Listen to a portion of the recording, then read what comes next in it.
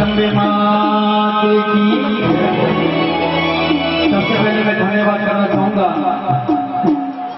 गरबा मंडल के सभी कार्यकर्ताओं का जो हमें यहाँ सेवा का मौका दिया और आप लोगों को दर्शन करने का अवसर दिया, जिसके लिए बहुत बहुत धन्यवाद गरबा मंडल के सभी सदस्यों का।